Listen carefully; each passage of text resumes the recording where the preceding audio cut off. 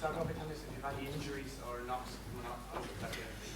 Yeah, plenty of knocks, but no injuries. One of the good things is we made a few tactical substitutions, but none of them were really injury-induced. But there's some pretty tired bodies there. I think they made 190 tackles, we made 135. That suggests that there was a fair bit of collision stuff out there, and it was very hard work post-tackle as well. Joe, you spoke about that anything to do with how close that was at times out there? No, it was in the warm-up because the stadium is so loud. I was just calling a change, and it's a regular change that we do in the warm-up to change the width of our passing, and I called it out. Suddenly I had no voice left.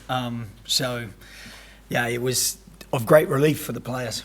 What's your assessment of what went before? Yeah, I have a sense it was a bit of a one-score game. It was a 20-point result in a one-score game because they really probably butchered a couple of really good chances. I think the line breaks, I think we made twice as many line breaks as they did. So I don't think the result should tip the other way, but I do think they were very close to getting right away a couple of times. Obviously, getting the intercept, it was something that we had looked at and we did feel was an opportunity. So it wasn't suddenly something that sprang out. Jacob knew if he tucked and waited that they might throw that long ball, as they did last week. And Hugh Jones picked it up, but Jonathan Joseph could potentially have done the same thing. What's your assessment of the Irish performance? Who would you call out as having played particularly well, or just as a collective, what pleased you most? Yeah, I think there were a couple of players who worked incredibly hard. I think James Ryan was immense again. I think he made 13 tackles and had 13 ball carries. CJ Stander had 12 tackles and 12 ball carries.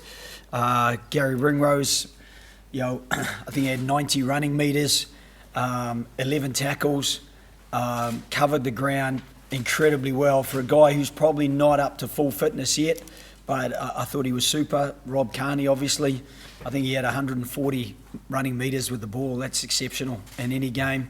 And early in the game, I thought he did really well contesting the high ball. He almost got away to create that score at one stage, but on the back of that, we created the score with a little set play which worked out really well. So, I think the scrum was really solid. I did feel that they came round on the axis a little bit, which made that a little bit difficult.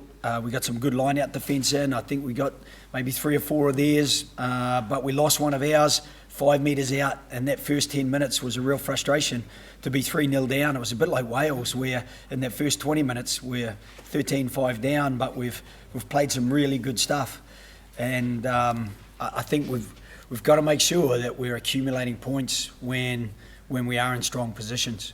Rory, at this point you've spoken about how the play had become slightly disjointed after the replacements come on. That didn't happen today. What did you work on over the last 2 weeks to make that play out? I think one of the things is we try to balance our replacements a little bit. I think part of that was the selection of Ian Henderson in there. Jack McGrath, he knows what he's doing in the group. Sean Cronin. I thought Geordie Murphy was outstanding off the bench. I thought he carried really well. Was very good at trying to get himself organised defensively and stay connected up. So there was a number of really good performers off the bench. That seamlessness is what we'd like to get.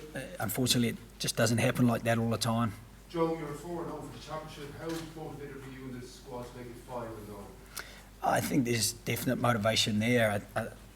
Rory spoke to the players briefly after the match, just to look after themselves. And at this stage of the championship, you're always a little bit fatigued. There's, as I said, no injuries, but there's certainly bumps and bruises. I think the skipper here's got a bit of running repairs under his chin there with a few stitches, and there's those sort of accumulated niggles that do make the last week of the championship a fairly testing one anyway. So I'd say we're just keen to try to get everyone fit to train Monday, Tuesday, and then we'll head off to England Thursday evening and try to see what we can do over there. Rory, can you tell us what can you describe what kind of occasion St Patrick's Day in Twickenham is going to be? Yeah, look, it's going to be a big game for us now. I know we say they're all big games, but whenever you put yourselves in the position to win everything effectively in this Six Nations, this great championship, it becomes massive. And the key for us at the same time is to make sure that we approach it as we do every game. And I think the beauty of this squad is that, you know, we never get too far ahead of ourselves, and people got bored with us saying all championship that it's one game at a time, and that's the mentality we've had, and we've chipped off each game as it's come, and we got another 5 points tonight, and we've set ourselves up for a big week. But look, it becomes a big game for us because of what we've done previously, so we have to stick to that and know that throughout this championship we've tried to improve our performances week on week or game on game, and it's going to have to be the same again. We're going to have to probably, want for cliche, save the best for last, and that's what it's going to take to win everything next week. And what does it mean for you to captain Ireland to a Grand Slam? Look, it'd obviously be special, but I think it'd be special for every member of the entire, I don't know, 30 whatever we've had in camp at various times over, because like it is a squad thing, and Joe touched on the guys coming off the bench and the impact they made, and like that's what it's been all about right throughout, and it'll be no different next week. There will come moments next week when we'll need to dig deep, and look, I suppose I'm the one lucky enough to be captain, but we have a lot of big leaders in that squad, and it shows at times.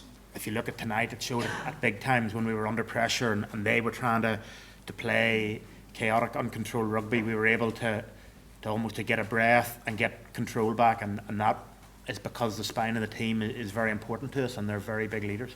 Rory is one of the two survivors from the O9 team. What role do you think yourself and Rob will play in kind of setting the tone and just trying to manage the enormity of what next week will be? Look, I think by and large we're in a bubble, and you know when things aren't going well, you're shielded a bit from it, and it's the same whenever the massive game comes up. Like, everyone's going to be aware of how big it is, and everyone will be aware of how big the challenge will be to go to Twickenham. They haven't lost there under Eddie Jones, and it's going to be a massive challenge for us, and it is about as much as possible trying to treat it like another game, you know, and we know what works for us. We know when we're in a really good position on Wednesday night with our stuff. We know when everyone's switched in, everyone's clued in, and if we can get all those processes right and go into Saturday with that confidence behind us, and then just, I suppose, leave everything out there on next Saturday afternoon. Joe, how confidence building is it to have got the 4 try bonus point win, obviously, but you have kind of got the tries through different means, a couple out wide and 2 on set pieces? Yeah, we always do try to keep a lot of variety in our game, and you know, there was even early in the game there, I think we had a penalty advantage, and Keith Earls almost got that one that went across field. So you know, you've got to be able to keep that balance, because a team like Scotland works so hard; they're very hard to break down. So you can't just have one means. You've got to be quite broad in how you attack really good teams, and it's hard to find bad teams in the Six Nations. They did have a couple of chances in the first half. There was one butcher passing Jones to Hogg, and then there was another one or two maybe in the first and second half. I know you haven't probably looked at it in depth yet, but would you be disappointed with the defence there because they came a long way, the defenders, or how do you view it at this stage? Yeah, there was one, they got a little bit of space behind and picked that ball up and then got away with it. And they broke us down the right-hand touch at one stage, and I think it was Peter Horn put it across one of his players to Blair Kinghorn and came off his fingertips. You know, I thought they were a couple of really good chances for them. You know, we managed to scramble one time when Stuart Hogg half got through the tackle and offloaded it out the back of his hand. You know, he's very, very skillful, and you can't think that you've got him, because you need to make sure you get to the people around him as well. And he was in incredible danger the whole time. So when you add up those 3 opportunities, that's why I said I thought it felt to me watching it, this is a one-score game, but it was nice to have that scoreboard buffer that we had of that 20-point margin. Joe, are they the same thing? Are they the same areas where Ireland have given up tries in the Six Nations that you've just described there? Are they the same problems that we're seeing? No, not really. I think the one they got, they were on penalty advantage. I think from a line-out maul, and that was when you're throwing players into that, you inevitably get a little bit short on the edge.